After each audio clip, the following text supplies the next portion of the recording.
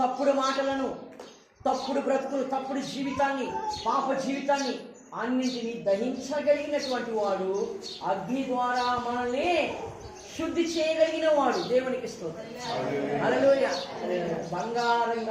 బంగారము కూడా అగ్ని చేత కాల్చబడితేనే ఏమవుతుందంట అమ్మా? ఒక రూపం వస్తుంది, మస్టు పోయిద్ది, అపవిత్రత పోయిద్ది. బంగారానికి కూడా అపవిత్రత మస్ట్ ఉంటుంది. అది పోవాలంటే ఖచ్చితంగా అగ్ని చేత కాల్చబడాల్సిందే.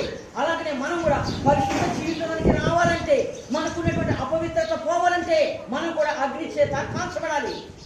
పరిశుద్ధాత్మ అనేటువంటి అగ్ని చేత.